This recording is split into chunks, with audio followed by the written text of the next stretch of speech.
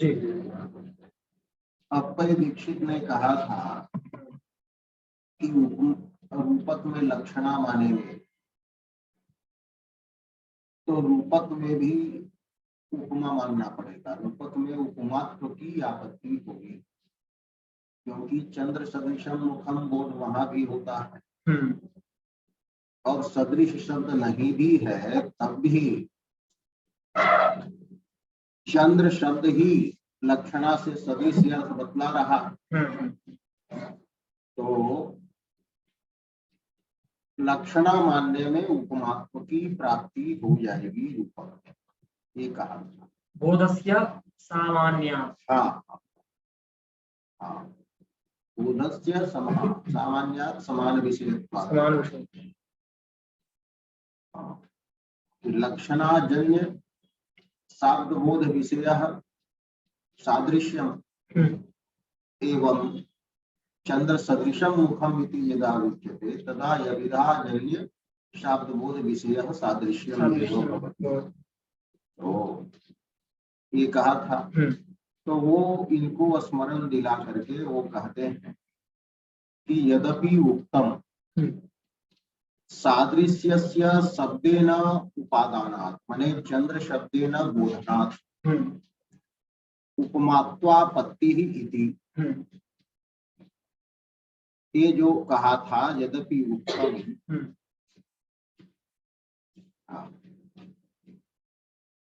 तदपि न, वह भी नहीं है।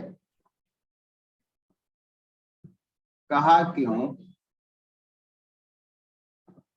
कि रूपक में लक्ष्यतावच्छेदक जो होता है वो भेदाकरम्बित सादृश्य होता है, माने अभेद घटित सादृश्य होता है। तो अभेद घटित सादृश्य के स्थल में कैसे उपमा की प्राप्ति? रूपक में जो लक्ष्य अर्थ होगा या लक्ष्य अर्थ सदृश होगा और उसमें जो सादृश्य लक्ष्यता अवच्छेदक होगा तो वो भेदाकरंगित होगा। हाँ, भेदानालिंगित माने भेदा विशिष्ट, अरे अभाद अभेद विशिष्ट। और उपमा वहां होती है जहां भेद होता है कि भेदाकरंबित सादृश्य विशिष्टस्य रूप के लक्ष्यत्वा भेदेन अकरंबितम माने अनालिंगितम यद सादृश्यम तेन विशिष्टः यः वर्तते सदृश पदार्थ सदृशा तस्य रूप के लक्ष्यत्वात्, उसी के रूपक में लक्ष्य होने से उपमा व्यपदेशस्य अप्रसक्ते, उपमा व्यवहार की प्रसक्ति नहीं होगी, यहाँ नहीं होगा उपमा। तब प्रश्न हुआ कि भेद घटित सादृश्य जहाँ होगा वहीं उपमा होती है, इसमें प्रमाण क्या है? प्रतीति जो है भेद विशिष्ट इस प्रकार से होती है, सामान्य प्रतीति होती है। नहीं, तो रूपक में भेद भी रहे, अभेद भी रहेगा, अभेद अंश भले आरोपित रहेगा। तिरोभूत भेद कहा है न पहले कि भेद रहेगा लेकिन भेद प्रतीत नहीं होगा। मुखम चंद्र कहने में चंद्र का सादृश्य मुख में प्रतीत होता है लेकिन साथ साथ अभेद भी बोधित होता है। तद रूपक मभेदो या उपमानोपमेयो, तो उपमानोपमेयो कहा। रूप का अलंकार वही माना जाता है जहां सादृश्य होता है। उपमान और उपमेय कह दिया, कार्य कारण के सादृश्य में, कार्य कारण में सादृश्य नहीं होता। आयु भृतम कहेंगे तो कार्य कारण भाव है तो वहां रूपक अलंकार नहीं होता। मैं ये पूछना चाह रहा हूँ कि सादृश्य की प्रतीति सादृश्य सामान्य होती है और भेद और अभेद जो है वो होते हैं, ऐसा होता है।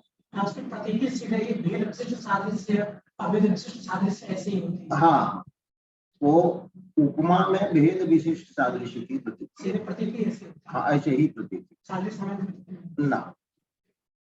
और क्योंकि शाब्द बोध है ना ये, तो शाब्द बोध है तो पद पदार्थ का अन्वय तो उदित होगा ही वहां पर, तो भेद विशिष्ट ही प्रतीति। ये दोनों भिन्न है लेकिन दोनों में समानता है। और एक होगा कि दोनों अभिन्न है। तो सादृश्यम उपमा भेदे इति तत्सिद्धांता, ये सिद्धांत है। मम्मट ने कहा कि भेदे सती सादृश्यम उपमा, तो भेद ग्रहण किया है।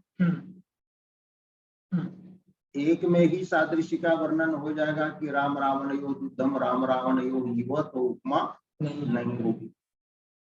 तो भेद होना चाहिए, उपमान उपमेय में भेद की भी प्रतीति होनी चाहिए। तो भेद घटित सादृश्य की भेदालिंगित सादृश्य उपमा में प्रतीत होगा। सादृश्यम उपमा भेदे इति तत्सिद्धांता। अब पुनः प्रश्न करते हैं कि लक्षणा होती है तो उसमें तात्पर्य काम करता है कि तात्पर्य विषय बाधित नहीं होना चाहिए, तात्पर्य का विषय अन्वय बाधित होना नहीं चाहिए। तो वक्ता यदि भेद घटित सादृश्य में ही लक्षणा कर दे, उसकी इच्छा है कि हम लक्षणा से यहाँ भेद घटित सादृश्य बतलाना चाहते हैं, तब तो उपमात्व की आपत्ति हो जाएगी। तो ये पूर्व पक्ष करते हैं कि ननु यत्र भेद घटित सादृश्यवती वक्त्रा लक्षणया मुखम चंद्र इति प्रयुक्तम। मुख चंद्र, मुखम चंद्र ऐसा प्रयोग कर दिया कि चंद्र शब्द लक्षणा से चंद्र भिन्न और चंद्र सदृश का बोध करावे कि चंद्र भिन्नम मुखम चंद्र सदृशम च मुखम। तो यहाँ पर तो उपमालंकार की आपत्ति हो जाएगी, जो हमने दोष पहले बताया। और हमारे मत में नहीं है, क्योंकि दोनों में अभेदान्वय हम मानते हैं। हाँ। तो तत्र तथापि, तथापि का मतलब हुआ भेद घटित सादृश्य को ही उपमा मानने पर भी उपमालंकारापत्ति स्थिता एवं, उपमालंकार की प्राप्ति वहां रूपक में स्थिति है। तो कहते हैं ननु से लेकर के इति चेत, तो ऐसा कहते हैं, तो ऐसा कहना उचित नहीं है कि भेद घटित सादृश्य की जब प्रतिपिपादयिषा रहेगी वक्ता में, भेद घटित सादृश्य को जब वो कहना चाहेगा, विवक्षा रहेगी, तो उस समय लक्षणा से प्रयोग करेगा ही नहीं। क्योंकि लक्षणा का प्रयोजन है कि लक्षणा से शब्द प्रयोग होता है तो उसमें ताद्रुप्य की प्रतीति कराना है। और यदि भेद की प्रतीति होगी तो ताद्रुप्य की प्रतीति कैसे होगी? भेद प्रतीति और ताद्रुप्य प्रतीति परस्पर विरुद्ध है। तो भेद घटित सादृश्य में कभी भी लक्षणा हो ही नहीं सकती, चाहो कितनी ही प्रतिभा। हाँ, भले चाहो, क्योंकि लक्षणा का प्रयोजन न बताना पड़ेगा कि भेद घटित सादृश्य के लिए आप लक्षणा क्यों कर रहे हैं, प्रयोजन बताइए कुछ, या विधा से ही क्यों नहीं कर देते?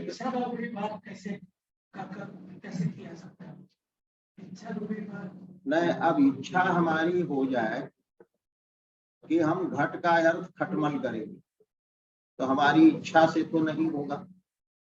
एक अनादि तात्पर्य देखना पड़ता है ना।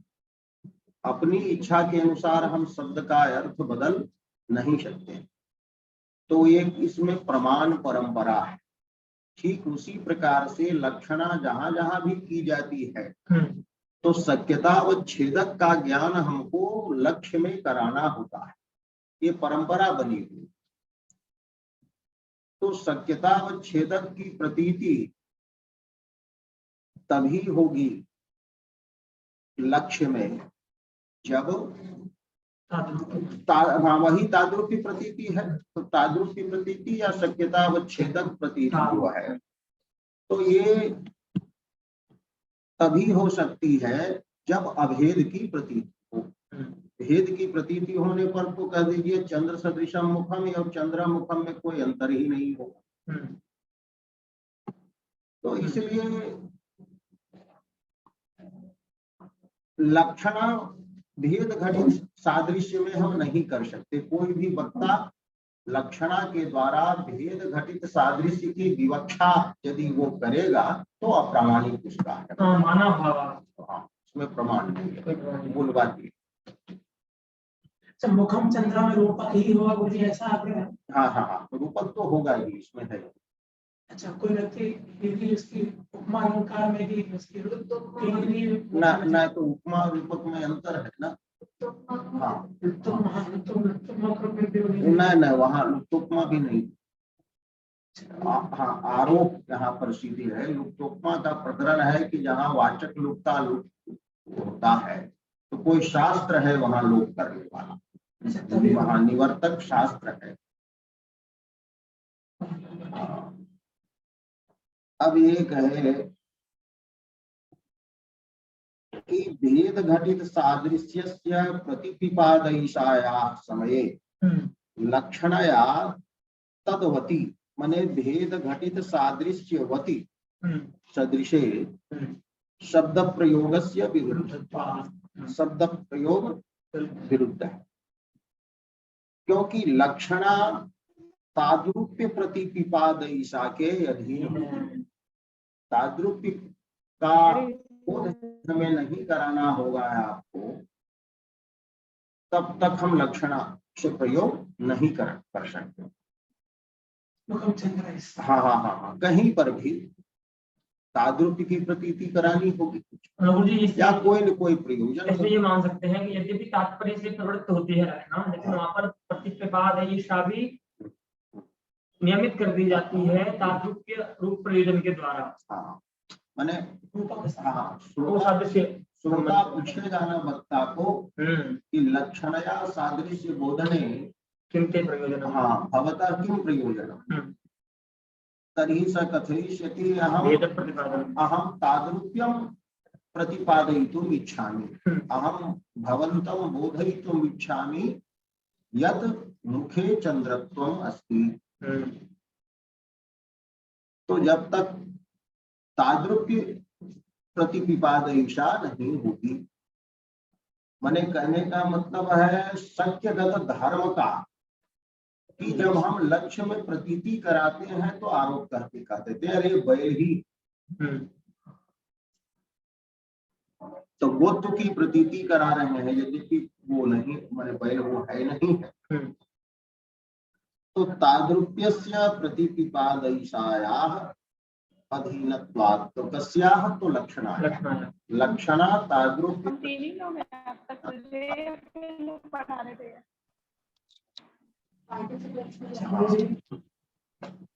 मुखमेव चन्द्रः इत्येतद् वाक्य समानबोधः मुखम चन्द्रः इति वाक्येन भवतु, तदर्थं लक्षणा क्रियते। इस प्रकार का प्रयोजन नहीं बता सकते हैं। नहीं तो क्यों, तो ये पद का आप प्रयोग क्यों नहीं कर रहे? उक्ति वैचित्र्य प्रदर्शनार्थ। तो उक्ति वैचित्र्य का कोई प्रमाण होता है, भाषा अपने तरफ से बना करके हम कहेंगे कि उक्ति वैचित्र्य हमारा है। हाँ कि यस्वस्य अर्थः गजः वर्तते, तो पूछेगा यस्व से गज का प्रतिपादन कर रहे हैं क्यों, क्या प्रमाण है या प्रयोजन बताइए कि हाथी को घोड़ा है आप क्यों कर रहे हैं? शक्ति से कर रहे हैं तो प्रमाण दीजिए, और सत्यंतर व्यापार से दिया है प्रयोजन क्या है वही बताए नहीं। हाँ या व्यक्ति रूढ़ि व्यतिरिक्तया लक्षणया अर्थम आर्या, ये आर्या कह दिया। ये आर्य जो है विद्वान सदाचारी, वो लक्षण या अर्थम न पाते, लेकिन अब रूढ़ी व्यतिरिक्त या रूढ़ी में तो लाचारी है, तो रूढ़ी भिन्नया लक्षणया अर्थम आर्या न प्रतिपादे, और प्रयोजन के बिना लक्षणा से अर्थ कर देंगे तो अनार्य लोग करते हैं, तो वो लक्षणा दूषित मानी जाती है। हाँ, नयार्थत्व दोष बताया है ना। हाँ, नयार्थत्व दोष हो जाएगा कि बिना न रूढ़ी हो न प्रयोजन हो, तब लक्षणा से। हाँ हाँ हाँ, करोति ते मुखम तन्वी चपेटा पातना तिथिम, कि तुम्हारा मुख जो है तो चंद्रमा को चपेटा पातन का अतिथि बनाता है। चपेटा थप्पड़ हुआ, उसका पातन का अतिथि बनाता है। तो अतिथि तो होता है बिना कहे आ जाए, तो अतिथि से संयोग लक्षित होगा, तो चपेटा पात का संयोग करता है, तो भी अर्थ नहीं बैठेगा कि चपेटा पट यहाँ पर है। तब फिर होगा चपेटा पातन, मने जिसमें करते हैं वो व्यक्ति निर्जित हो जाता है, उसको हम बस में करते निर्जितत्वम लक्ष्यते, अर्थात तव मुखम चंद्रम निर्जयति, यही होगा। तो ये बताया। तो आर्य लोग वैसा नहीं करते। अब है हाँ, भेद तादृप्ययोः प्रतिसिद्धत्वेन, विप्रतिसिद्धत्वेन माने परस्पर विरुद्धत्वेन, भेद और तादृप्य के परस्पर विरोध होने से युगपत प्रतिपत्ति बुद्ध्युपारोहा संभव, कि प्रतिपत्ता की बुद्धि में भेद और तादृप्य दोनों एक साथ आरोह नहीं करे। माने युगपत श्रोता की बुद्धि की विषयता भेद में और तादृप्य में नहीं होगी, युगपत नहीं हो सकती। गुरुजी, दो विषय कोई भी ले लेंगे तो वो एक साथ विषय ले पाएंगे? नहीं, तो विरुद्ध नहीं होंगे, दो विषय तो होंगे। अब नीलो घटा में नील भी विषय बनता है, लेकिन जिस समय नील बन रहा है उसी समय नहीं वो होता है, एक ज्ञान ही अनेक विषय को कर लेगा, वो तो कर लेगा, वो तो एक प्रकार से है, विशेषता है। तो एक प्रकारत्व ना और एक विशेषत्व है। तो युगपत माने वो हुआ, वो ज्ञान की विषयता दोनों में रहे। मुझे ये ज्ञान ऐसा नहीं होगा कि चंद्र भिन्नम चंद्र विशिष्टम मुखम हम जानामि। हाँ, ये नहीं है, ये ज्ञान नहीं होगा। ये चंद्र भिन्नम चंद्र विशिष्टम मुखम जानामि। हाँ यह तो आप भेद कह रहे हो, हाँ, कि तुम बदमाश भी हो और सज्जन भी हो, तो ये दोनों जो है, तो ये ज्ञान का प्रकार है जी। उपारोहा संभवाच,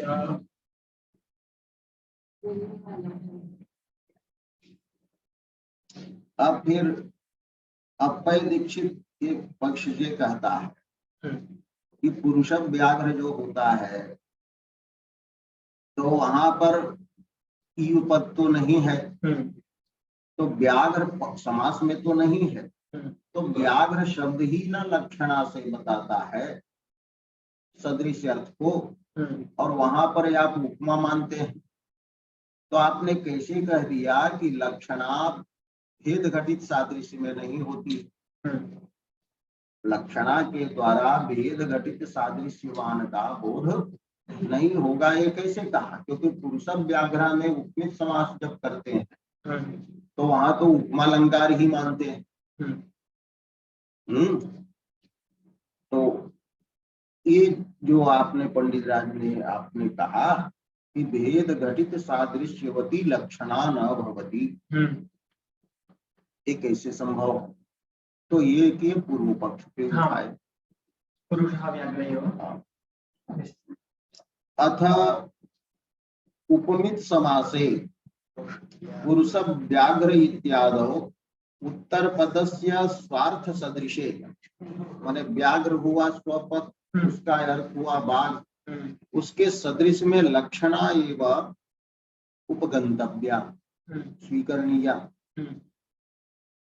अन्यथा बोधका भावेन समासे सादृश्य प्रत्ययो न स्यात्, सादृश्य का ज्ञान ही नहीं होगा, क्योंकि सादृश्य के बोधक ईव तुल्य आदि शब्द ही है। गुरुजी विग्रह जब उपमित समास करेंगे तो विग्रह वाक्य में भी नहीं बोलेंगे क्या सादृश्य समास पद को? नहीं तो विग्रह वाक्य में आपने यू पद बोल रहे हैं, हाँ वो समस्त में तो यू पद नहीं। लुप्त मान में नहीं नहीं, हाँ तो विग्रह वाक्य वो अलग वाक्य है, और समास में यदि आप करते अलौकिक विग्रह तो यू पद वहां सुनाई पड़ना चाहिए था। यू पद का लोप करने वाला कोई शास्त्र नहीं है, सूत्र हाँ, नहीं। जैसे कि ऐसा तो होता है शाखा पार्थिव इत्यादि जो मध्यम पद लोप के समास है, वहां तो मध्यम पद लोप प्रबल शास्त्र है। लेकिन यहाँ पर ईव का लोप कर देगा तो वो निवर्तक कोई शास्त्र ऐसा शास्त्र नहीं। अतः मुझे यो इस सीधे शब्द पे मांगा था भी नहीं। हाँ तो वो भी तो बात नहीं थी, जो हाँ, शास्त्र है वो उसका पहले लेकिन शास्त्र नहीं ना। हाँ, करने वाला हाँ, तो शिष्ट जो है वो शिष्ट है, वो अर्थ कहेगा, ठीक लेकिन है, लोप नहीं हो रहा। व्याग्र ही अर्थ को कहेगा, वो सादृश्य, लेकिन अभिधा वृत्ति से तो नहीं कर सकता, वो तो लक्षण न करनी पड़ेगी, दूसरी ही वृत्ति लेनी पड़ेगी। हाँ,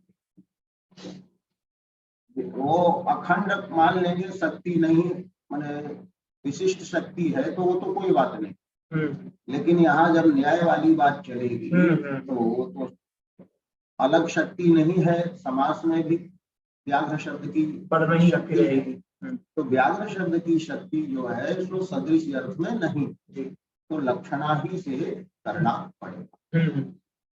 गुरुजी जो विग्रह हो रहा है यहाँ पर पुरुष व्याघ्र पुरुष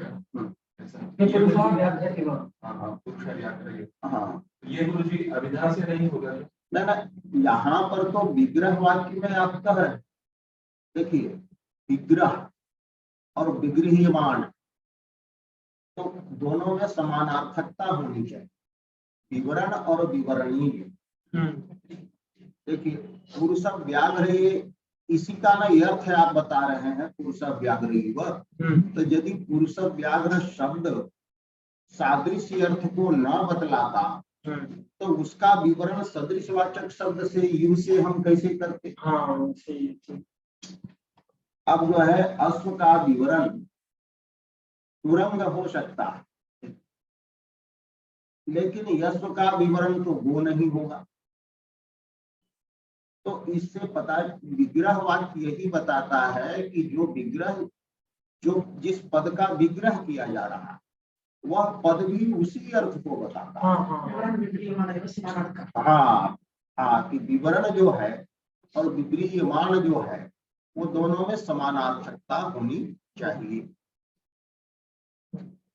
तो ये ठीक है, ये यही है, समस्त पद और उसका विग्रह दोनों एक ही अर्थ होगा। हाँ, तो तभी तो विग्रह वो होगा उसका। अब राजपुरुष का विग्रह नीलम कमलम नहीं हो जाएगा। तो प्रतीत तो होता है, हाँ, लेकिन वहां युपद नहीं है, तो लक्षणा ही करनी पड़ेगी आप।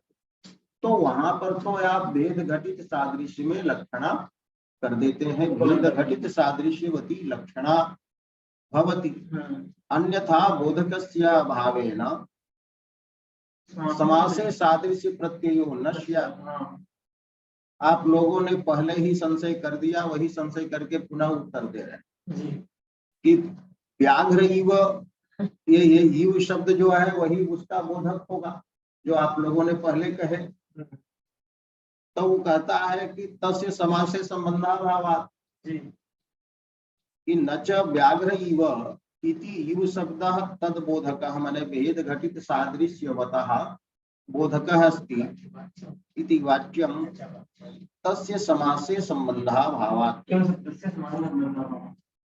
और कहते हैं सती च संबंधे तन्निवृत्तेः अयोगात्, यदि ईव का संबंध समस्त में भी होता, समास में भी होता, नहीं हो सकती, क्योंकि निवर्तक शास्त्र से हाँ, ईव का लोप करने वाला शास्त्र। हाँ, ये कहते हैं कि विग्रह वाक्य में स्थित जो युव शब्द है ये केवल यही कह सकता है कि स्वघटित जो वाक्य है वह उपमा का प्रतिपादन। अच्छा। पुरुषः व्याघ्र इव, ये जो वाक्य हुआ वो स्वघटित हुआ, माने युव शब्द से घटित हुआ।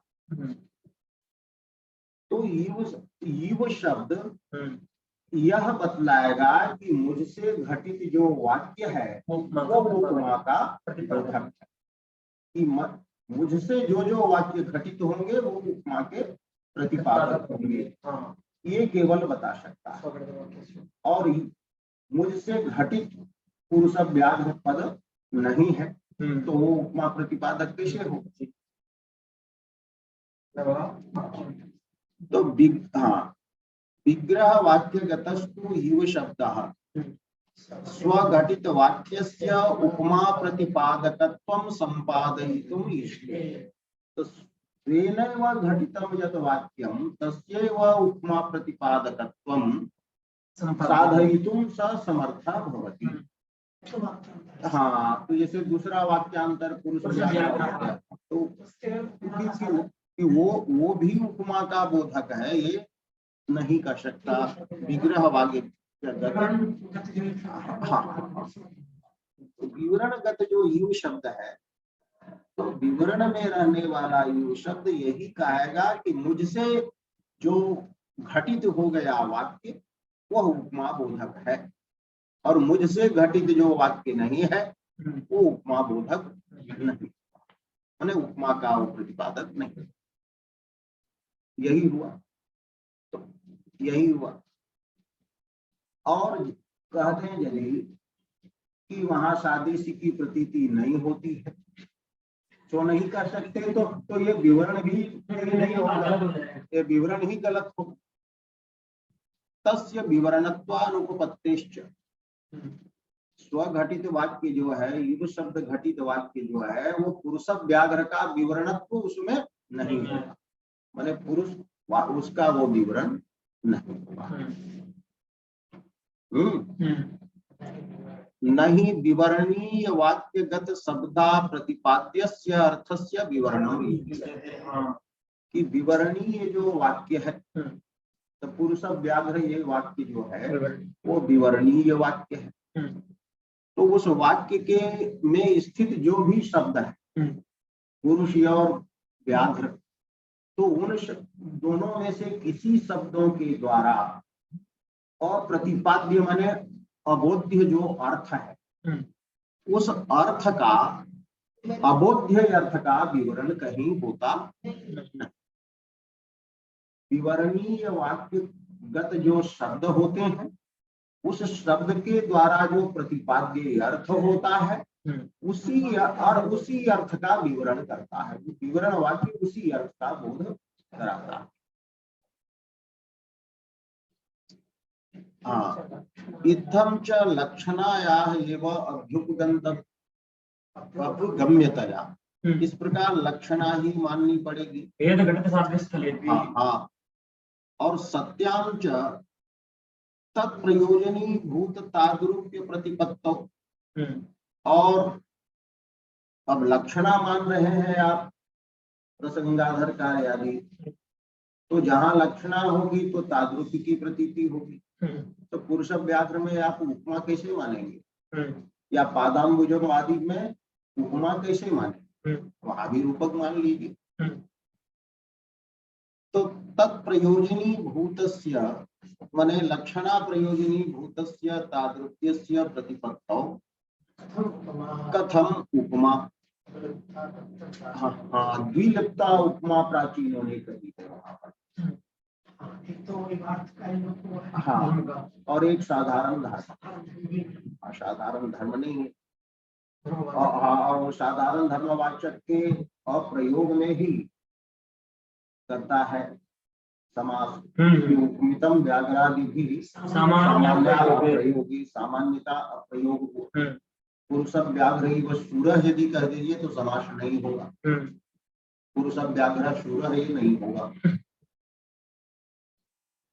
तो प्राचीन कथम तत्व विलुप्ता उपमा उक्ता, अब हो गया इति चेत का।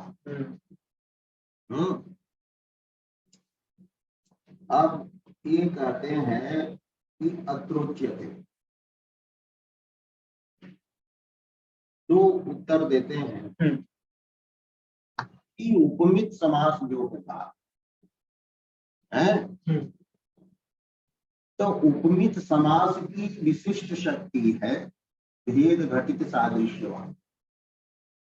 पुरुष व्याघ्र शब्द जो है वो शक्ति से, अभिधा से अर्थ बताए। हाँ, व्याकरण वाला मतलब, क्योंकि समास शक्ति होगी तो शक्ति का स्वीकार वहां, लक्षणा वहां है ही का, तो नहीं है।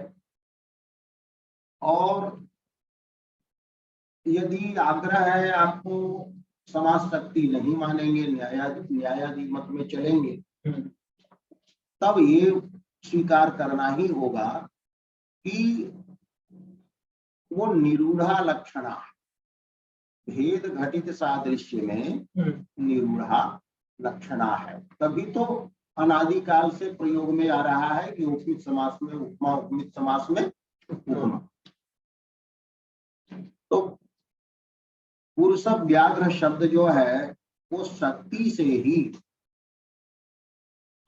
हाँ माने हाँ, व्याघ्र भिन्न व्याघ्र सदृश पुरुष का बोध कराता है।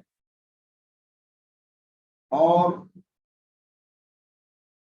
जो है जब लक्षणा मानेंगे तो यहाँ कहिए कि उपमित समास में भेद घटित सादृश्यवान में निरूढ़ा लक्षणा है। तो निरूढ़ा लक्षणा तो प्रयोजन यहाँ है नहीं, तो तादृक्य प्रतीति का प्रश्न ही नहीं होता। शक्ति मानेंगे यहाँ पर सादृश्य का प्रतिपादन शब्द ठीक ना? सही सादृश्य, हाँ उसी से इसको, हाँ बोध तो वही करेगा, शक्ति से वही बोध कराएगा। लेकिन एक पारिभाषिक ये सब शब्द बनाया गया है, मतलब द्विलुप्ता जो कहते हैं ना, और तो द्विलुप्ता वहां पर है, तो वहां पर तो साधारण धर्म का तो बोध कराएगा ही नहीं। और दूसरी बात, ईव का अर्थ तो बता दे रहा है, सदृश अर्थ तो वो बता रहा है। हाँ, तो व्यवस्था ये दी गई है कि ईव तुल्य इत्यादि शब्द जब प्रयुक्त होंगे तब वहां पर मतलब जो है सो उपमा, वो माने लुप्ता नहीं मानेंगे। अर्थ की प्रतीति तो होगी ही, लेकिन ईवादी पदों के प्रयोग के अभाव में, ईवादी उपमावाचक पदों के प्रयोग के अभाव में विलुप्ता या लुप्तोपमा कहिए, लुप्तोपमा का व्यवहार किया जाता है। हाँ, परिगणित शब्द है।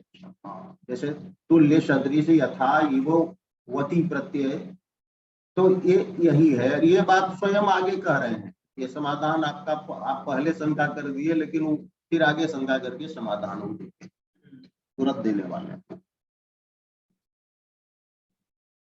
तो अत्रोच्यते उपमित समासस्य भेद घटित उपमान सादृश्य विशिष्टोपमेये सत्ते अथवा तद्घटकी भूतोपमान शब्दस्य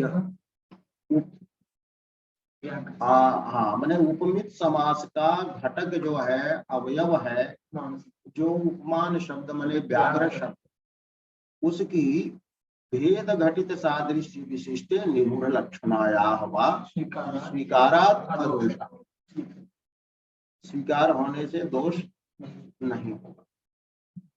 अब प्रयोग है नहीं था, विरोध होगा। अब ये कहा, अब ये समुच्चयार्थक मुझे नहीं है, क्योंकि हाँ, दो में से एक मानिए। तो ये किसमें रुचि, मतलब ये अरुचि में है? रुचि से कुछ नहीं। ये अपने कहते हैं कि हमारा सब मत का हम संग्रह करते हैं।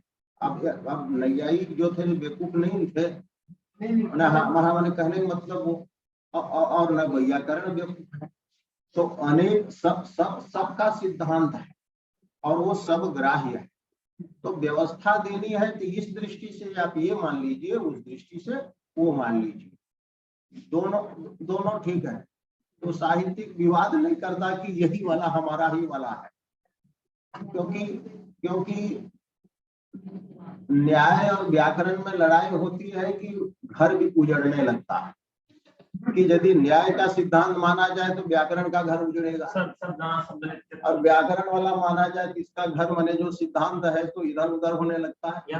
इसलिए वहाँ ये और यहाँ पर तो है कि हमको हमारा मुख्य है अलंकार है, गुण है, रस है, लेकिन वो हमें जानना है। बिना जाने हम यहाँ व्यवस्था नहीं कर सकते।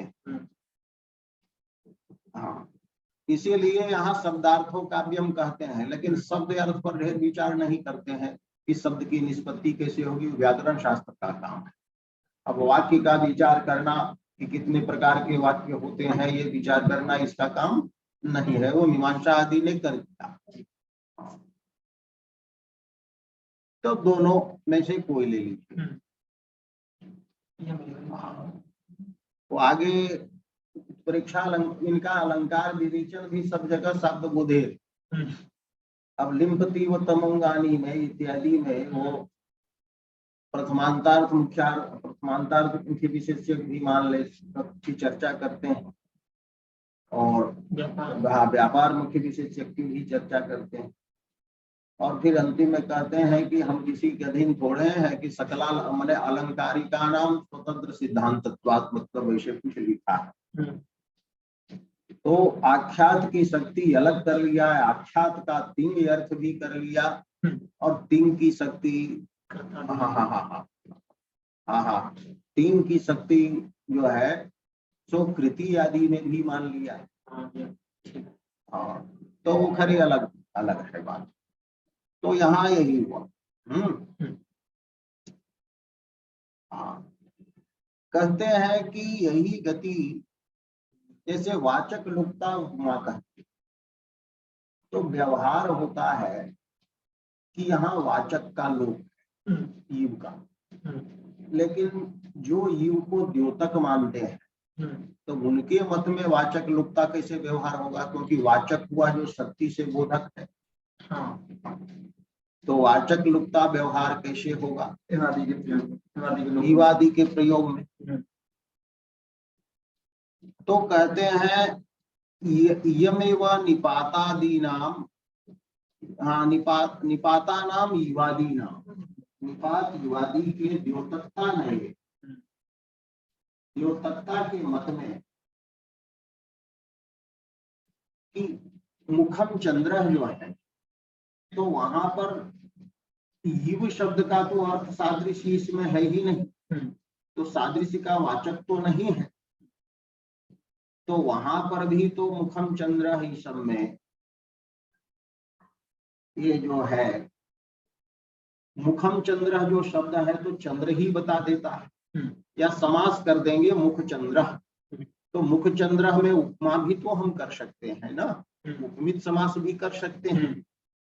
तो वहां भी वाचक लुप्ता हम मानते हैं, यद्यपि ईव सादृश्य का वाचक नहीं है। मुख चंद्र जो है वही शक्ति से या निरूढ़ा लक्षणा से सादृश्य का बोध करा देता है। तो एक ये पारिभाषिक हुआ, मैंने एक शास्त्रीय व्यवस्था हुई कि युवादी पदों के अभाव में वाचक लुप्ता का व्यवहार होता है। वो युवादी द्योतक हो तब भी अब युव का प्रयोग कर देते हैं, मुखम चंद्र युव, तो युव तो वाचक है ही नहीं। हाँ, वो तो द्योतक हो गया, क्योंकि स्व सब अभिव्याहृत पदनिष्ठ शक्ति का उद्बोधक हो गया। तो चंद्र शब्द में ही वो शक्ति है बताने की, चंद्र सदृश अर्थ में, या मुख चंद्र जो पूरा है उसी की शक्ति है। तो कहते हैं यम एव निपाता नाम युवादी नाम द्योतका मुखचंद्र इव इत्यादो वाचक लुप्तायाम उपमायाम च गतिरनुसरणीय था कि वाचक लुप्ता जो उपमा होती है वहां भी गति का अनुसरण करना चाहिए। अब यहाँ ये व्यवस्था जो हमने पहले कहा वो देते हैं कि वाचक शक्ति माने हाँ शक्ति या निरूढ़ा लक्षण। तो मुखम चंद्र में मुख चंद्र जब करेंगे तो चंद्र शब्द की निरूढ़ा लक्षणा हो जाएगी भेद घटित सादृश्य में। अब वाचक लोक क्यों कहते हैं, तो वाचक लोक का ये माने परिष्कार करते हैं। वाचक लोपस्तु उपमानाद्य करम्बित सादृश्य तद विशिष्टान्यतर प्रतिपादक शब्द शून्यत्वम रखिए वाचक लोपा शून्यत्वाद उत्पादनीय साधनीय वाचक। करम्बित शब्द पर पड़े रहते हैं। हाँ, कि किसी उपमान जैसे ईव शब्द है तो ईव शब्द की यदि हम शक्ति मानेंगे तो सादृश्य अर्थ हुआ केवल ईव पद का। तो ईव पद जो है तो किसी उपमान विशेष से अकरम्बित सादृश्य का बोध कराता है। ईव का अर्थ है सादृश्य मात्र। तो ईव का अर्थ सादृश्य मात्र हुआ। अब कौन उपमान है या प्रसंग के अनुसार लगेगा। तो उपमान आदि से उपमेय लेंगे तो उपमान उपमेय विशेष जो है तो विशेष उपमान उपमेय आदि से अविशिष्ट माने असंबद्ध जो ईव शब्द है तो उस ईव शब्द की शून्यता जो है माने ईव शब्द का अभाव जो है उसी को कहते हैं हम वाचक लोप वाचक लोप। हाँ। अच्छा, तो एक ईव शब्द नहीं रहेगा तो ईव शब्द यथा शब्द और युवार्थ में वती प्रत्यय तो ये सादृश्य में के बोधक होते हैं। वो वाचक हो या व्यंजक हो माने द्योतक वो लेना देना नहीं। अब वहां पर भी जैसे कि तुल्य शब्द दे दिया कि चंद्र तुल्य मुखम तो तुल्य शब्द जो है केवल बताता है सादृश्यवान किसके साथ किसी उपमान विशेष का नहीं बोलता है। तो वो सादृश्यवान का माने सादृश्य विशिष्ट का बोधक। तो कहने का मतलब है कि उपमान आदि से असंबद्ध केवल सादृश्य का बोधक ईवादी शब्द अथवा उपमान विशेष आदि से असंबद्ध केवल सादृश्य विशिष्ट का बोधक जो है तुल्यादि शब्द। तो वो इन ईव और तुल्यादि शब्दों की शून्यता जो है वही है वाचक लोक। वाचक लोक का मतलब यही। तो उपमानादि भी अकरम्बितम अविशिष्टम यत् वर्तते सादृश्यम तस्य सादृश्यस्य प्रतिपादकः जः वर्तते शब्दः मनैवादि तेन शून्यत्वम वाचक लोपः। अथवा और कह रहे हैं तद विशिष्ट तो सादृश्य से विशिष्ट के बोधक होते हैं तुल्यादि शब्द।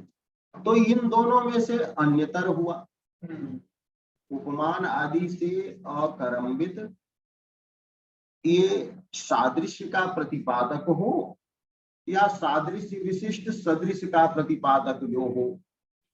सदृश आदि शब्द हाँ सदृश आदि तुल्य तो सादृश्य का ही वाचक हो जाएगा।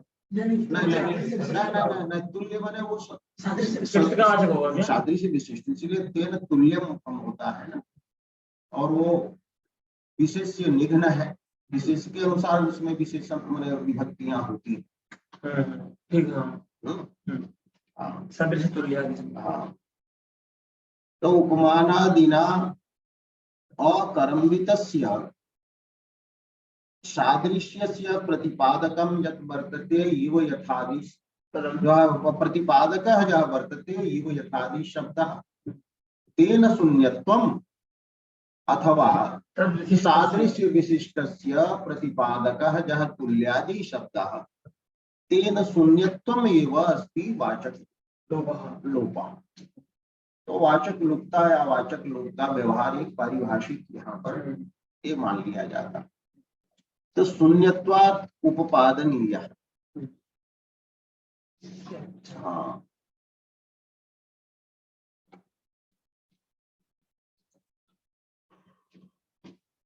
अब विद्वन मानस हंस में जो अन्योन्याश्रय सब बता रहे थे ना जी, कि श्लेष की सिद्धि होगी तब रूपक की सिद्धि होगी, तो रूपक की जब सिद्धि होगी तो श्लेष की सिद्धि होगी।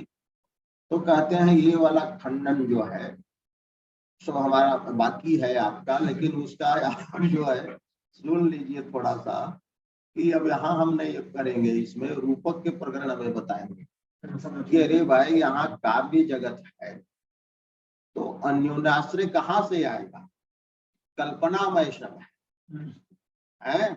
तो वो काल्पनिक साम्राज्य में यहाँ पर जो रूपक होता है, जहाँ पर सब जो व्यंजक माने जो अर्थ तीन प्रकार के माने गए हैं काव्य में।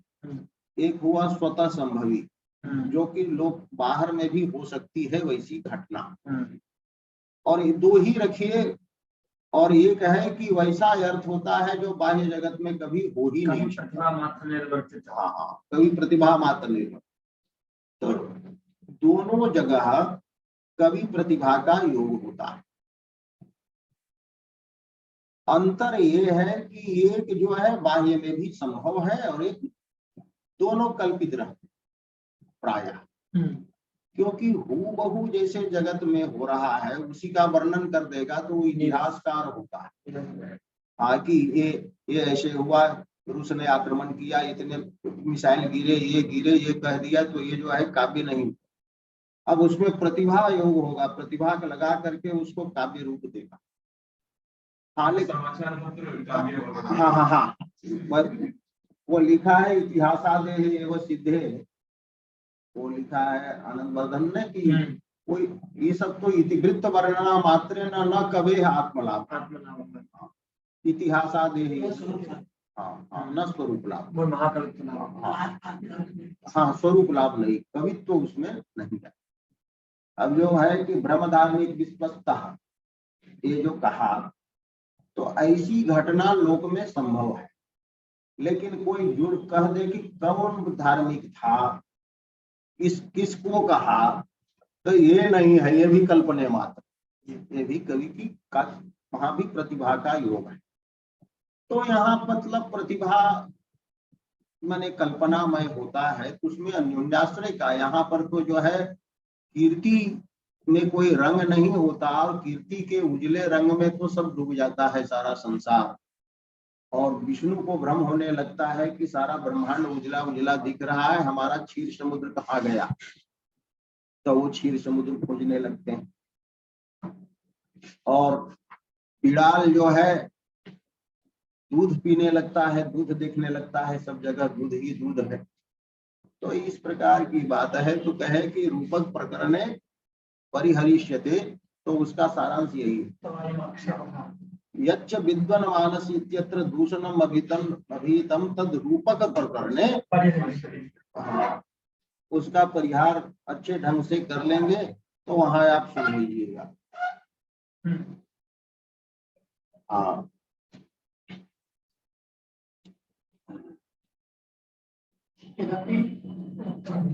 आज जो आप एक एक कह के ले रहे हैं, एक एक जवाब देंगे कि जो आपने कहा था कि सदृश लक्षणा का फल तादृश प्रत्यय नहीं उचित, क्योंकि तत्सदृशः जब कहते हैं हम तभी तो तादृपी का प्रत्यय होना चाहिए, क्योंकि सादृश्य की प्रतीति उभयत्र एक। तो ये जो आपने कहा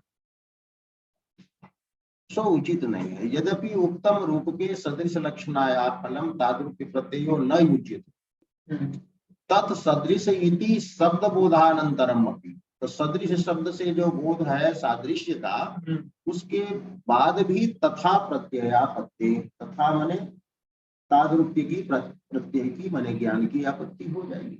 ये पहले ही कहा था। हाँ ये तो हाँ ये पहले ही कहा, ये पहले इसका उत्तर दे भी चुके हैं। हाँ तो कहते हैं तन्ना, और असल है इनका है कि पहले सब उत्तर दे दिए हैं सिद्धांत, वही बाद में काटने चले इनका मत। तो जो जो अप्पय दीक्षित ने कहा तो उसका बहुत उत्तर तो पहले ही मिल चुका है, लेकिन अब उनका काटना है तो फिर पूर्व पक्ष रूप में लाए अप्पय दीक्षित को, तो उनके एक एक वचन को ले लेकर के स्मरण दिलाते हुए चल रहे। कहते हैं तन्ना, क्योंकि तत्सदृश यहाँ पर लक्षणा नहीं है, तो लक्षणाया अभावे न तादृक्य प्रत्यय आपादना योगा। तादृक्य प्रत्यय का आपादन यहाँ आप नहीं कर सकते हैं। और तादृक्य प्रत्यय लक्षणाया फलम इति प्राचाम समय, पहले ही हमने बता दिया कि प्राचीनों का सिद्धांत है कि लक्षणा का फल है। और हाँ कहा महाभाष्य आ गए कि महाभाष्य आदि ग्रंथानाम अस्मिन्नेव अनुकूलत्वात्। हाँ अब ये कह दिए कि आपका लक्षणा नहीं मानेंगे तो महाभाष्य आदि जो जितने ग्रंथ प्रामाणिक आदि से लक्षणा का संकेत महाभाष्य में भी किया पुंजोगाख्यायाम सूत्र, और वो परिचरण इत्यादि करके एक न्याय सूत्र है, वो देख लेना चाहिए। वो न्याय का सूत्र है ना, तो वहां पर भी है कि सादृश्य से साहचर्य से ये दूसरे का होता है, एक सूत्र ही है, तो आदि से वो ले लेंगे। तो कथम तस्मिन् तद्भवति, तो तात्स्यात् ताद्धर्म्यात् ऐसे करके कहा है। तो कहा महाभाष्य भाष्यादि ग्रंथानाम अस्मिन्नेव अनुकूलत्वात्। तो ये जो है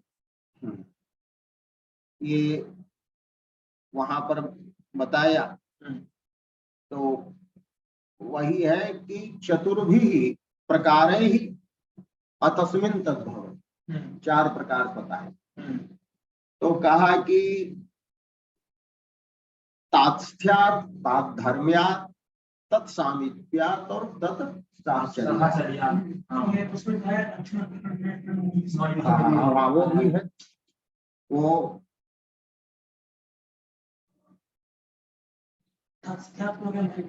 मंचा हसंती ताद्धर्म्यात् का है। हाँ ताद्धर्म्यात् का है, लेकिन उदाहरण वहां दिया है जटी ब्रह्मदत्ता। जटी ब्रह्मदत्ता कि हाँ कि ब्रह्मदत्त जटा वाला है, सन्यासी है, क्योंकि जटा रूप धर्म को सन्यासी के धर्म माने वो साधु के धर्म को धारण कर रहा है, ब्रह्मचारी के। हाँ तो लिखे हैं ब्रह्मदत्ते यानी कार्यानि जटिन्यपि तानि क्रियन्ते।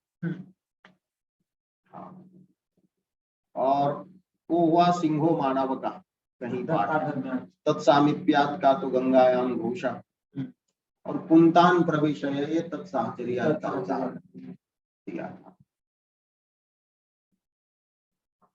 तो नागेश भट्ट ने ये मर्म प्रकाश में ये सब इनकी टीका है गंगाधर के, तो उसमें दिए हैं। तो ये टीकाकार लिखते हैं कि कुछ पाठ भेद लग रहा है, भाष्य में कुछ दूसरा है, ये है, लेकिन पाठ भेद से लेना देना नहीं है, तो कुछ भी रहे। तो ये हाँ ये हुआ कि रूपक माने जो है रूपक स्थल में लक्षणा माननी चाहिए, यही ये कह रहा हूं। और नव्य न हेतु तेसाम आकुली भावक्ष्या, नव्य ने मानेंगे तो ये महाभाष्य आदि ग्रंथ जो हैं वे आकुल हो जाएंगे कि हमारा जो उत्तराधिकारी है हम ही को खंडन करने के लिए चल पड़ा है।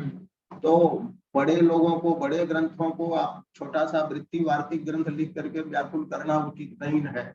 तो साहित्यिक भाषा में बोलते हैं विरुद्ध होगा तो कहना चाहिए कि नहीं, वे सब ग्रंथ आकुल होने लगे कि हमारा बड़ा विरोध कर रहा है। हाँ, तो यहाँ भी लक्षणा है।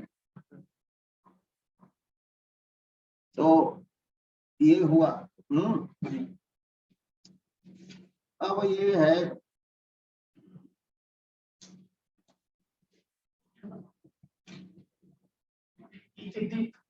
हाँ, दिक कह दिए और भी कहने की इच्छा थी। और कुछ कहने की इच्छा थी इनकी।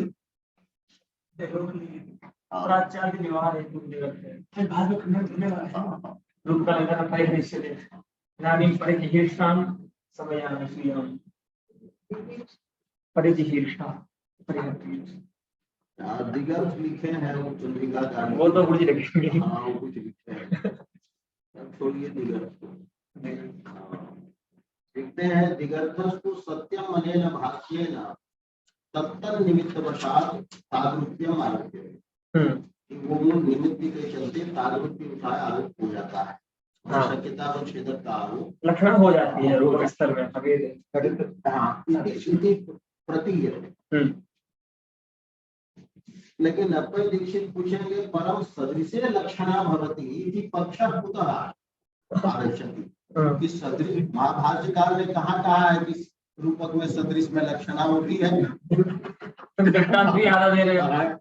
तो ये जो है तो ये कहाँ से आता है? और ये कहते हैं कि निमित्त के, हाँ वो तो ठीक है, कहा जाए तादृत्य जो है वो अभेद ही है। और वो अभेद क्या है? आरोपित ही है नहीं जी। इसलिए अभेद है वो संसर्ग वाच्यार्थ रूपक स्थल हमारे अपने चलते वो सब कहा जा सकता है।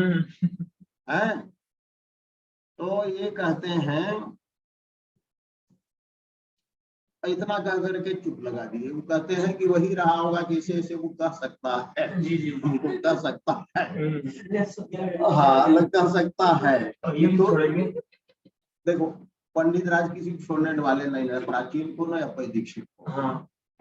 तो वो चुप लगा दिए कि इसका यदि मंडन कर देंगे तब तो ये विरोध ही है। हाँ। और प्राचीनों भी जो कहते हैं तो कुछ अंश में तो ये कहता ठीक है कि ताद्रूप की प्रत्यय जो है अभेदेन है जी। तो ये तो ठीक ही कह रहा है। अभेद जो है ऐसा कि आरोप करके अभेद को ही आ रहा है ना। अभेद को ही आरोपित कर रहा है। और तुम भी अभेद को वास्तविक नहीं मान रहे हो ना। लक्षणा होने पर भी अभेद आपके यहाँ भी तो अवास्तविक ही है, आरोपित ही अभेद है। ये लिखते हैं कि प्राचीन मत का परिष्कार को इन्होंने किया। प्राचीन मत परिष्कारे की नव्य मते कस्यचित अनुपत्ते अप्रदर्शनात् कि पुनः अप्रदर्शन करते, माने नव्य मत में कोई अनुपत्ति के।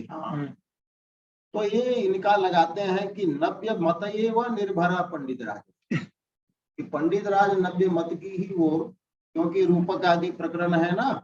अलंकार प्रकरण में उन्होंने कहा है कि यतएव अलंकार प्रकरण की नव्य मते न काचिद अनुपत्ति कहा। अच्छा। रूपक अलंकार में तो आगे वाला लेकर के वो संगति कर रहे हैं। हाँ। और बताया है कि रूपक के जितने उदाहरण हैं उसमें अभेद मुख से ही शाब्द बोध हो। ये कहते हैं कि यदि दीक्षित का मत को सर्वथा वो नहीं समझते, माने नहीं खंडन करते, तो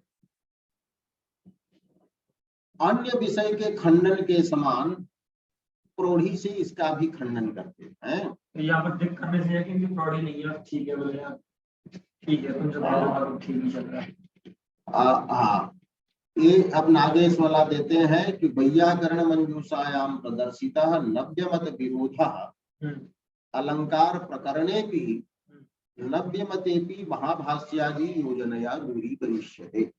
अब वही हुआ, महाभाष्यादि की योजना से की जा सकती है, लेकिन ये अभेद बोध भी कर सकते हैं, इसलिए दिगर्थ यही बता रहे हैं। अब जो भी हो, अब एक चलिए ये खत्म हो जाती है लक्षणा, अब साध्यवसाना लक्षणा।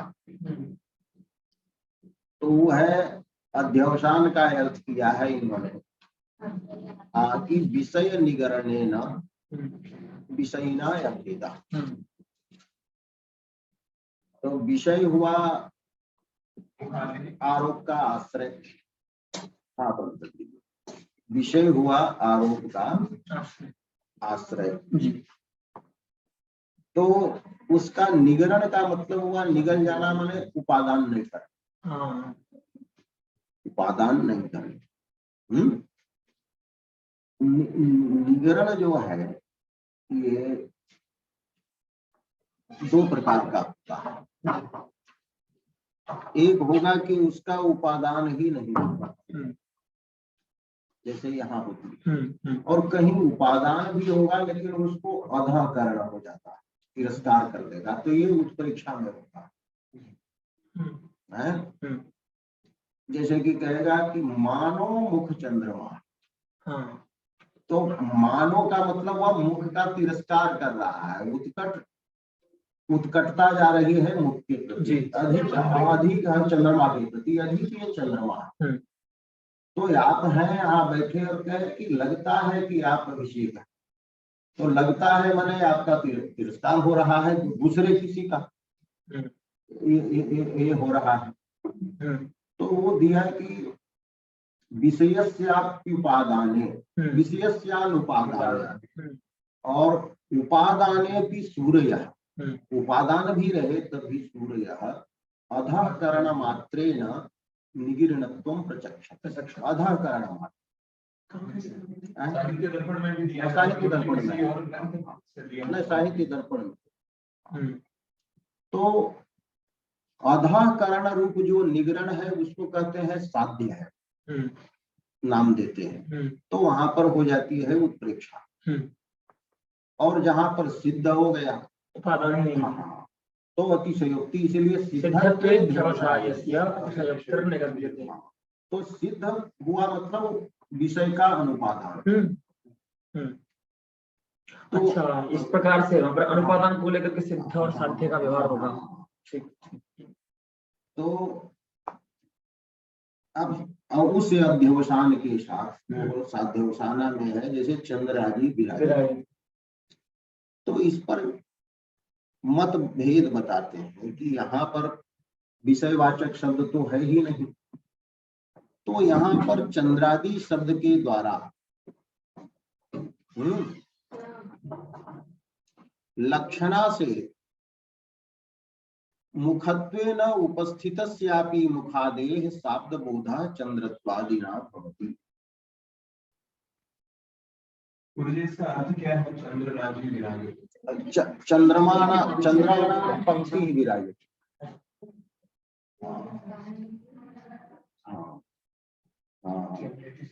हाँ, तो चांद ही चांद है।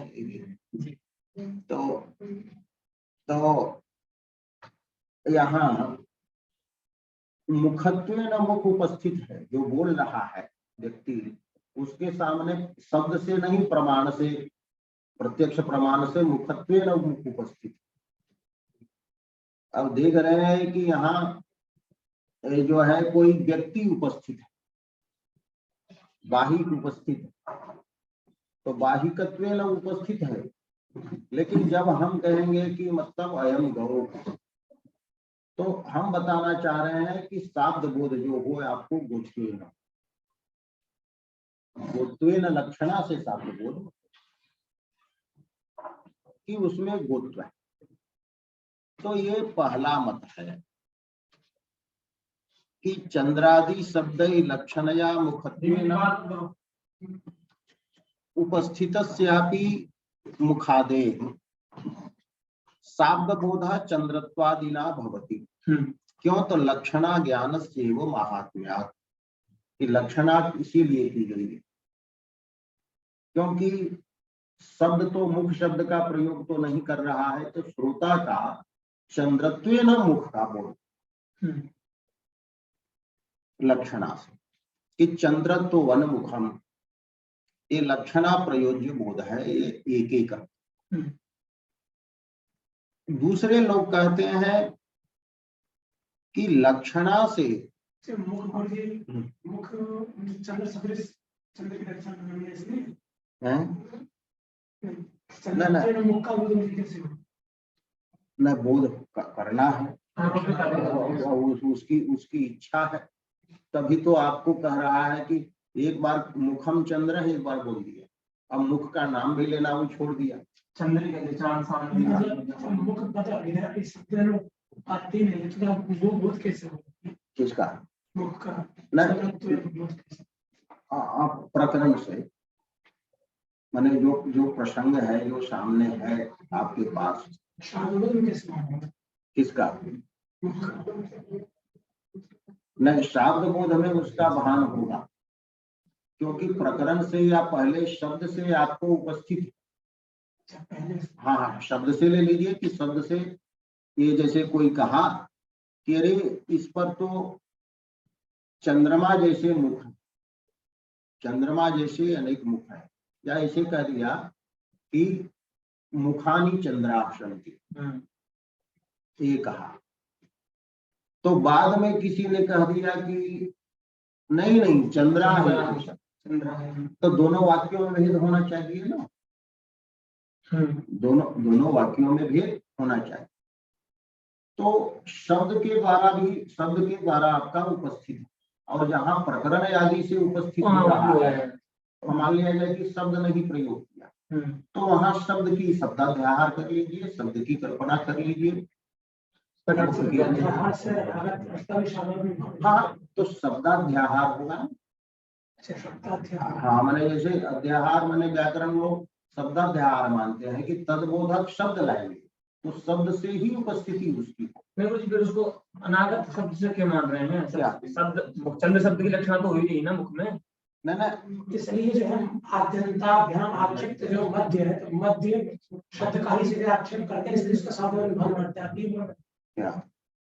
हाँ हाँ हाँ हाँ हाँ हाँ हाँ हाँ, शब्द बोध में जो आप वहां कर रहे हैं, तो वहां पर मध्यक शब्द का आक्षेप करते हैं, और मध्यक शब्द से उपस्थित मानते हैं मध्यवर्ती का, इसलिए वहां पर बोध हो सकता है। बोध हो सकता है। तो कहीं पर भी जो लोग प्रमाणांतर से अबोध्य को शब्द बोध में प्रवेश नहीं करेंगे, तो शब्द बुद्धिता उसमें रहेगी, लेकिन वक्ता के द्वारा वो उच्चारित नहीं। लेकिन यहाँ पर मुख शब्द के शब्दबोध विषयता की आपत्ति कैसे आएगी? नहीं हो तो चंद्र शब्द की लक्षण तो है ना मुख में, लक्षण शब्द व्यापार है, मुख में थोड़ी है। चंद्र ना ये चंद्र शब्द मैंने मुखी तो उपस्थित होगा चंद्र शब्द। तो अब यहाँ ये देखिए कि प्रकरण तो है, प्रकरण देखेंगे ना। हाँ, तो प्रकरण है वो पहले शब्द से उपस्थित हो, तो वो भी प्रकरण हुआ। माने प्रकरण का मतलब है वक्ता श्रोता की बुद्धि विषयता दोनों में है पहले से विषय। तो चंद्र शब्द जो है वही लक्षणा से जो है चंद्रत्वेन मुख की उपस्थिति कराए। हाँ, ये मैं तो लक्षणा वृत्ति शब्द वृत्ति से ना वो। हाँ, तो चंद्र सदृश में लक्षण करेंगे ना। नहीं, सदृश नहीं यहाँ की। अच्छा, यहाँ पर हाँ, चंद्र तो विशिष्ट कोई अन्य, कोई अन्य जो होगा तो वो प्रकरण है, प्रकरण से मुखादि होगा। लेकिन इसकी प्रतीक वहाँ पूरी है चंद्र तो विशिष्ट। हाँ चंद्र तो विशिष्ट नहीं, हाँ प्रकरणादि के द्वारा उसको। लेकिन जो बोध होगा वो यही होगा ना, चंद्र तो विशिष्टम मुखम, उसका शब्द ना तो प्रकरण है, लक्षण नहीं करेंगे ना प्रकरण है। बिना लक्षण तो कौन कह रहा है? तो यही कह रहा है, बिना लक्षण तो कौन मानेगा? चंद्र शब्द से मुख का कैसे होगा? लक्षण मतलब चंद्र विशिष्ट मुख इस अर्थ में लक्षण क्या है? प्रकरण से समझी बताया था। ना यहाँ पर जैसे प्रकरण से जो जैसा रहेगा, तो चंद्र शब्द आपका एक प्रकार लक्षणा से अनेक अर्थ बता सकता है। जब सिक्का कहीं रखा हुआ, प्रकरण सहकृत चांदी लक्षणा का जो सिक्का, होता है। तो चांदी के सिक्के को देखकर कोई कहा कि चंद्र हो जाए, हम्म, तो अब चांदी के सिक्के की तो उपस्थिति किसी न किसी प्रकार से पहले होगा, उसी के हाँ। प्रति में कहा जाएगा, उसी के प्रति कहा जाएगा। तो अर्थ की उपस्थिति में मतलब वो है कोई शब्द को आप अध्याहार कर लीजिए, हाँ शब्दाध्याहार कर लीजिए, तो वो आपके माने मुखादि जो है सो आपकी बुद्धि में उपस्थित है। हाँ, और वैसे प्रसंग में जब चंद्र शब्द करेगा तो चंद्र शब्द जो है सो लक्षणा से आपको जो है प्रकरण सहकृत चंद्र शब्द, हाँ चंद्रत्व वशिष्ठ मुख का ज्ञान लक्षणा से करा देगा। हाँ, तो लक्षणा से ही उसकी उपस्थिति मानेंगे। अब जैसे प्रकरण रहता है तो हरि से अभिधा से ही उपस्थित हो जाता है, मतलब इंद्र या विष्णु, तो प्रकरण नियामक होगा ना। तो प्रकरण के कारण ये जो है ये चंद्र शब्द लक्षणा से अनेक सदृश उपस्थित होने पर भी मुख में लक्षणा करते हैं। अभिधा से भी जो मुझे करवा देता है, वो अलग प्रकरण है। अभिधा से भी, अभिधा से तो होता है कि हम तो अभिधा से कराता है वो वहाँ पर हाँ अभिधा अनेकार्थ शब्दों में प्रकरण की बात चल रही है। हाँ, तो वहाँ तो अभिधा से ही होगा जो प्राकरण करते हैं उसकी हाँ, उपस्थिति तो प्रकरण या यहाँ भी तात्पर्य जो वक्ता का है इसको देखेंगे ना कि ये चंद्र शब्द का प्रयोग किसमें कर रहा है, तो किसमें कर रहा है, तो ये तो प्रकरण से देखेंगे कि चंद्र शब्द का प्रयोग वो किसमें कर रहा है। तो ये कहे कि चंद्र शब्द से ही, और कह रहे हैं स्पष्ट लक्षणा से ही मुखत्व न मुख की उपस्थिति होगी। तो मुखत्व न मुख की उपस्थिति होगी तो वो जो है शब्द वृत्ति से उपस्थाप्य हो गया, शब्द वृत्ति से उपस्थाप्य वो हो गया। लेकिन शाब्द बोध जब होगा तो उपस्थिति का प्रकार जो हुआ सो तो चंद्रत्व मैंने मुखत्व हुआ। नहीं, चंद्रत्व में उपस्थित मान रहे ना, तो आप लक्षणा से किसका चंद्रत्व में उपस्थित मान रहे ना मुख को? नहीं उपस्थिति सो नहीं कर रहे हैं। अच्छा, चंद्र शब्द जो है सो लक्षणा से मुखत्व न मुख की उपस्थिति करा। अच्छा, ऐसा है क्या? हाँ ठीक है, पहली बात हुई थी इसमें। बोध होगा तो किताब अच्छे प्रकार। हाँ मैंने शाब्द बोध जो होगा वो होगा चंद्रत्व प्रकार। हाँ, तो उस लक्षणा शक्ति को यहाँ वक्ता के तात्पर्य से मुख तक ले जाना। तो मुख जो हुआ वो चंद्र शब्द की लक्षणा वृत्ति से ही उपस्थित होगा, ये व्यवस्था यहाँ करनी। तो लक्षणा वृत्ति से उपस्थित हुआ तो वृत्ति उपस्थाप्य होने से शब्द बोध में होगा। तो एक पंक्ति ही वहां करेगी कि त्यागो चंद्रादि शब्द लक्षणया मुखत्व न उपस्थित मुखादि। लक्षणा से मुखत्व न उपस्थित भी जो मुखादि है उसका शाब्द बोध जो होगा। ये पहले भी आया था कि लक्षणा के स्थल में बने लक्ष्य सत्यतावच्छेदक प्रकारक शब्द बोध होगा और उपस्थिति लक्ष्यतावच्छेदक। यानी उपस्थिति दक्षता क्षेत्र या मुखत्वेन मुख की उपस्थिति के समय में मुक्ति।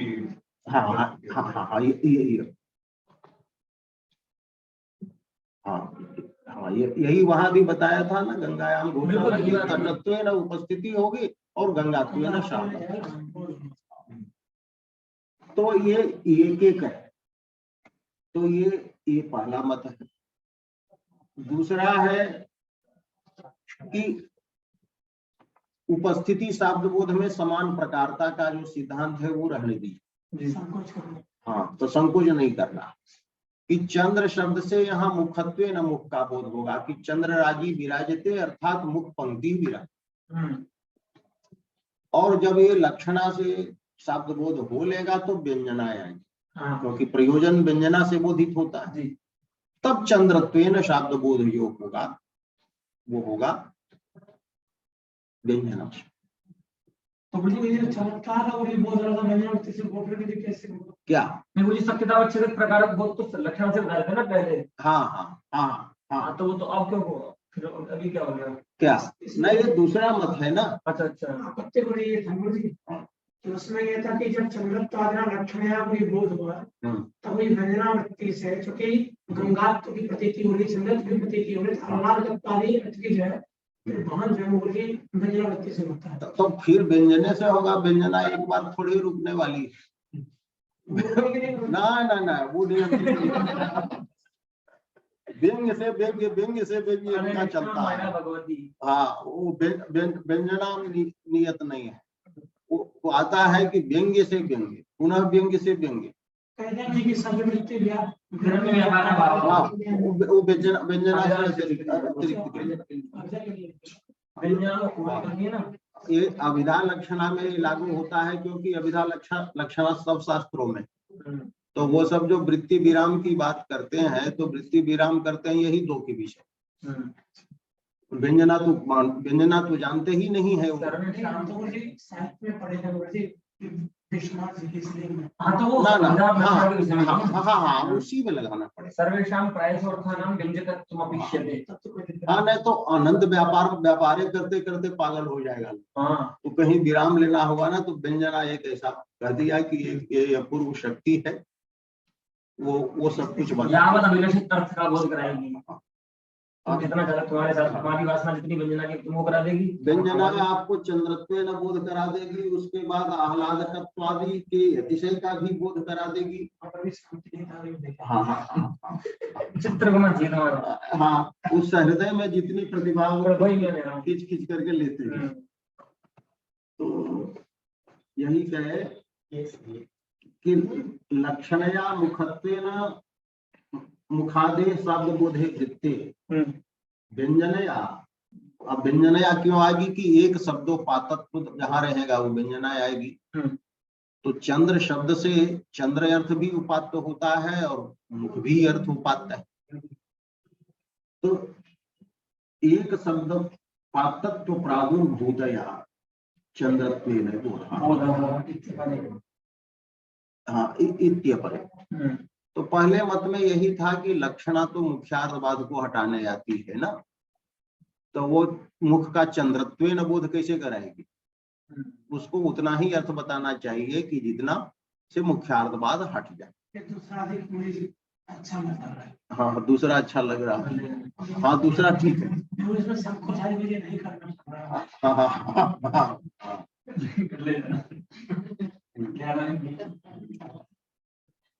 अब ये दो मत जो हुए इसमें कहते हैं मतद्वयेस्मिन् मुखादो। अब ये कहते हैं ऐसे स्थल में अब है कि मुख में मुखत्व का भान होगा कि नहीं और चंद्रत्व का भी भान होगा कि नहीं, दोनों धर्मों का भान होगा कि नहीं मुख में, चंद्रत्व और मुखत्व का। इनके हिसाब से जो प्रतिज्ञा की है ना लक्षण निरूपण में, वो तो यही है कि सर्वत्र लक्षण स्थले शक्यता अवच्छेदक रूपेण लक्षण से स्वीकार। अरे वो सारोपा लक्षणा का प्रकरण था वो। नहीं, वो लक्षण सामान्य के लक्षण की बात नहीं, वो रूप के लक्षणा की बात चल रही थी ना, तो रूपक में सारोपा लक्षणा होती है। अब देखे नहीं कि एकदम सबके संबंध को लक्षण बोला ना, सबके संबंध। हाँ, वहाँ ठीक है। वही लक्षण सामान्य के नहीं तो शक्यता छेदक प्रकारक बोध भी वो नहीं बताया कि किससे होगा। व्यापार का नाम नहीं लिया, व्यापार का कि कैसे होगा। हाँ, वो कैसे होगा, हाँ वो सब मानते हैं। अब व्यापार की बात तो वो नहीं। अब यहाँ है कि मतद्वयेस्मिन् मुखादो चंद्रत्व भान सामग्री, चंद्रत्व के भान की सामग्री है और मुखत्व जो है उस सामग्री से मुखत्वादेह स्वधर्मस्य भानम न अनिवार्य। मुखत्वादि जो स्वधर्म है वास्तविक मुख में उसका निवारण नहीं होता। तो यहाँ पर सारोपा और साध्यवसाना में भेद कर रहे हैं जी कि साध्यवसाना लक्षणा चंद्रत्व और मुखत्व दोनों का भान कराते हैं, वो दोनों का भान कराए। साध्यवसाना में होगा कि चंद्रत्व मुखत्व दोनों धर्म प्रतीक हों, और सारोपा में केवल चंद्रत्व माने शक्यतावत छेदक की ही प्रतीति होगी। ये दोनों ये जो है से भेद है, ये दोनों। अब पंक्ति देखिए, इत्थं च एकस्मिन् धर्मिणी चंद्रत्वादीनां मुखत्वादीनां च विच्छेदक। हाँ, सारोपा से साध्यवसाना का विच्छेदक हो जाता है। गुरु जी ये लेकिन थोड़ी विचित्र बात है ना। हाँ कि यत्र विषयवाचकं पदम उपात्तम तत्र विषयतावच्छेदकतया प्रतीतिः न भवति। हाँ विषयतावच्छेदकं प्रकारो न भवति। यत्र च वाचकं पदं नास्ति तत्र तत्प्रकारकतया प्रतीतिः जायते। वैलक्षण्यं विद्यते। तो अब ये भी मत है उनका, जो मत का उल्लेख कर रहे हैं। मुखादि में सारोपा लक्षण में मुखत्व और ये निवारण मुझे कौन करता है? सारोपा कर देती है। हाँ स्वभाव है। हाँ उसका स्वभाव है, यही बात। अब स्वभाव है नहीं, अब कहाँ से लानेंगे क्या? अब क्या स्वभाव है इसका? तो ये है। अब दूसरा कहते हैं नहीं, हाँ कि सारोपा से साध्यवसाना का विच्छेदक यही कि साक्षात भान होता है। अब साक्षात पद क्यों दिया? सारूपा में शक्यतावत छेदक की प्रतीति पहले होती है लक्ष्यार्थ में, और लक्ष्यार्थ से अभेद होता है मुखादि का। तो लक्ष्यार्थ द्वारा उसमें प्रतीति होती कि चंद्र सदृश में चंद्रत्व की प्रतीति होगी, और सदृश से अभेद होने के चलते मुख में प्रतीति। तो परंपरा ना हुआ। और यहाँ कह रहे हैं कि डायरेक्ट चंद्रत्व का भान डायरेक्ट उसमें होता है, क्योंकि यहाँ लक्ष्य अर्थ ही है ये मुख लक्षणा से मुख बोधित होता है, लक्षणा से मुख बोधित हो रहा है। तो मुख में मुखत्व साक्षात है और चंद्रत्व का भी साक्षात भान। तो इसका मतलब हुआ कि लक्ष्यार्थ यहाँ हुआ ये मुखादि, क्योंकि मुखादि का उपस्थापक कोई पद रहता नहीं, तो मुखादि ही लक्षणा से उपस्थापित होते। तो लक्ष्य अर्थ मुखादि हुए, तो मुखादि में मुखत्व भी है और चंद्रत्व है, तो साक्षात चंद्रत्व का भान होता है, क्योंकि लक्ष्य ही मुखादि है। और वहां तत्सदृश जो है सो लक्ष्य होता, तो वो लक्ष्य होता था, इसलिए साक्षात शब्द दिया कि चंद्रत्वादी नाम मुखत्वादी नाम च साक्षात भानम, और तत्र तु परंपरया।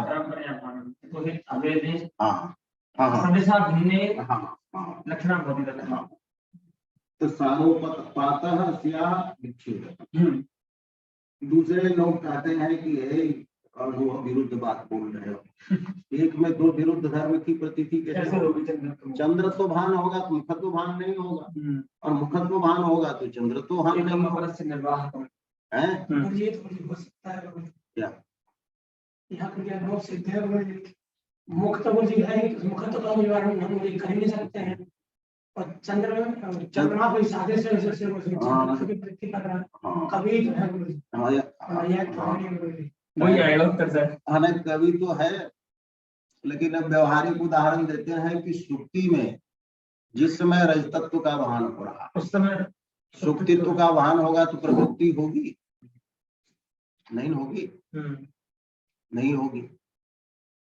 तो जब चंद्रत्व का भान होगा चकोरों को, तब वो चकोर शब्द जो है पक्षी शब्द उससे चंद्रिका पीने के लिए मुख के सामने जाए। लेकिन मुखत्व का भान होने लगेगा तब कहेंगे अरे असली चंद्रमा नहीं, सारा आपको चंद्र सारा चंद्र यही है। तो ये है कि निवार्यते एव विरुद्ध भान सामग्रिया स्वधर्म से भान। तो मुखत्व मान चंद्रत्व भान की सामग्री से मुखत्व भान हो जाता है।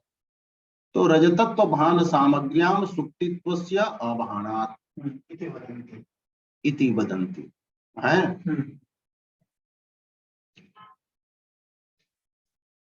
ऐसा लोग कहते हैं। और मते अस्मिन् विषयतावच्छेदका स्फूर्ति। हाँ मैंने मुखत्व की स्फूर्ति नहीं, विषयतावच्छेदक मुख हुआ तो उसका ज्ञान नहीं होता है, अस्फूर्ति होती है। क्या? हाँ तो हाँ तथा बदंती विषयतावच्छेदक की अस्फूर्ति वो करते। हाँ एक ही है, वो अलग नहीं। हाँ ये गलत है। पंडित राज कहते हैं, पंडित राज इसमें कुछ नहीं देते, कहते हैं सर्दियों को पूछिए कि क्या लगता है आपको। यदि दोनों प्रतीत होता है तो दोनों मानिए, नहीं प्रतीत होता है तो मत मानिए। नहीं लेकिन उनकी सहमता तो ये नहीं मानेंगे ना। हाँ, पक्षी वो कहेंगे कि न्यूट्रल व्यक्ति कि वस्तुतस्तु साध्यवसानायाम विषयतावच्छेदक धर्म भानम यदि सहृदय हृदय प्रमाणकम तदा तद्वारणाय कारण कल्पना, कारण की कल्पना करना कि हाँ अनुचित ही, अनुचित ही। लेकिन केवल दृष्टांत देकर के उसका खंडन नहीं कर दीजिए। सुक्ति रजत, सुक्ति रजत के स्थल में सुक्तित्व भान के समय रजतत्व का भान नहीं होता और यहाँ पर दोनों होता है। सहृदय कहते हैं कि हमको यहाँ होता है, तो एक भान से दूसरे भान को बाधित करने की क्या जरूरत है। सुक्ति रजत भान स्थले तु सुक्तित्वेन भाते सुक्तित्वेन ज्ञाते पूर्ववर्तिनी मने धर्मिणी रजतत्व भानस्य सर्वथा एव विरुद्धत्वात्। रजतत्व भान समये, रजतत्व के भान समय में सुक्तित्व भान निवारणम आवश्यक न च इहापि तथा। यहाँ भी ऐसा नहीं है क्योंकि अनुभव सिद्धत्वा। तब सहृदय कहेंगे कि हमको अनुभव होता है। कैसे निवारण करोगे? आग हमको जला रही है, तू कह रहे हो कि आग जो है सो द्रव्यत्वात् जो है सो ठंडा है, तो ये कैसे कहोगे? नहीं अनुभव निवारयितुं शक्यते। हाँ कारणकल्पनया। हाँ न चेहापि तथा। हाँ अनुभव विरुद्धत्वात्। हाँ यदि तु तन्ना प्रामाणिकम तदा सावचित। हाँ तो उसकी माने जो है निवारिका सामग्री की कल्पना कीजिए। परम प्रामाणिका नहीं हो रहा के का। अरे यदि चमत्कार कहेंगे तो लगता है मुखत्व का भान नहीं होता है। हाँ गुरुजी, लेकिन ये तो है गुरुजी, तभी एक मैंने लौकिक दृष्टि से भी प्रवृत्ति आदि बन जाती है। गुरुजी विषयतावच्छेदक धर्म का विकलन हो जाता है गुरुजी। हाँ। है ना, सत्यता लक्षणा ये सत्यतावच्छेदक धर्म प्रकार बोध में। हाँ जी, ये इसने इसको मुख ही समझ लिया, चंद्र ही समझ लिया है।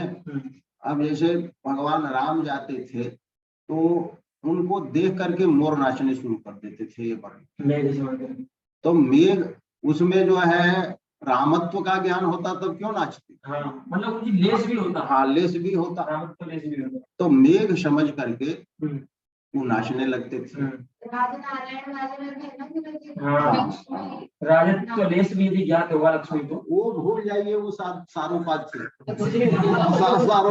सारोपा झंझट करती है, उस कितावच्छेदक आएगा लक्ष्य में, और लक्ष्य का फिर अभेदान्वय होगा तो उसके द्वारा बुद्धि होगा। यहाँ पर साधक तो गुरु जी भान है गुरु जी, हैं? साधक गुरु जी नृत्य करने लग जाते हैं के मोरा जी। नहीं तो मोर का प्रसिद्धि है ना कभी कभी समय ख्याति में। ना, हाँ वो तो आपका प्रमाण नहीं मान वही प्रकरण न है कि क्यों नाच रहे हैं। तो वो बोलते हैं मेघ के समान गंभीर आवाज होती है, तो आवाज भी है, श्याम वर्ण भी है, तो श्याम वर्ण भी है, तो ये है। और एक है ना, हाँ कुछ तो है वो अतिशयोक्ति का उदाहरण जहाँ जहाँ देखेंगे हाँ तो वो नहीं है उत्पात परंपरा की कि यह उत्पात की परंपरा क्या है, तो वो श्लोक याद नहीं हो रहा है, वो है क्या है ये, हाँ सुभगेत की उत्पात परंपरा के है एक कमलम क्या है, कह रहा है कि कमले कमले कुबलये, कमल में कुबलय है, कुबलय नील कमल, तो ये कमल में नीला कमल कैसे होगा। और वो भी दोनों है कि तानी कनक लतिकायाम, वे सोने की लता में है, सोने की छड़ी में, सोने की लता जो घूम रही हो। तो अब कनक लता का मतलब वहां अर्थ हुआ नायिका, दुर्बल नायिका, उसका मुख हो गया कमल, उसका मुख हो गया कमल आँख हो गई नीलकमल। और नील कमल है। साच सुकुमार सुभगे, साच सुकुमार सुभगा, कि कनक की लता है तो सुकुमार है, और सुभग है सोने की लता तो कठोर होगी। इति उत्पात परंपरा के हम क्या, उत्पात परंपरा होती है कि अप्राकृत घटना घटने लगे, कि कमल के अंदर नील कमल फूटने लगे, और उसमें लता है सोने की। क्या है पहले, हाँ कमलम मनम हसी कहता है, कमल मनम हसी, जल से भिन्न स्थान स्थल में कमल है, हाँ तो मुख तो कमल है, तो अनम हसी कमल मनम हसी कनक लतिका साच सुकुमार सुभगा परंपरा के। शरीर एकदम पीला पड़ गया ऐसा नहीं गौर है, इतना गौर है क्या लग रही है। ये दिखा दिया। हाँ यार, अब आप उसको आप जॉन्डिस कर दीजिए, जॉन्डिस कर गौरांगी हाँ, और दुबली है, तो यही सब है। तो वहां पर जो लक्षणा चलेगी तो उसमें नायिका में कनक लतात्व का भी भान होगा किन्हीं को, और नायिकात्व का भी भान होगा। तो लक्षणा तो इस मुताबिक तो साध्योसना लक्षणा होगी यही कि कनक लता शब्द लक्षणा से वो नायिका का, हाँ मैंने गोरी नायिका का, नायिका विशेष का। गुरुजी पास किया गुरुजी, हम देखते हैं जो गोरे होते हैं गुरुजी, उनको एक में खून गुलिया बांध दिखता है अंदर का, पीला होता है सुमन गुरुजी, तो तरह सामान गुरुजी का पीला है इसलिए। नहीं वो जो अधिक गोरे होते हैं ना, हमने वो तो इतनी स्पृहा नहीं होती है उनमें, वो और मनमाने जो गोरे लोग होते हैं, गोरा तो कोई है नहीं तरह दरभंगा में रहे बहुत दिनों में, तो दरभंगा में एक व्यक्ति ने कहा कि जो यहाँ के लोगों से अपने के चालाक समझे वो पागल है, और जो चीनी से अधिक गोर हो जाए तो समझे कि वो पुष्ट है। चीनी वाले में होते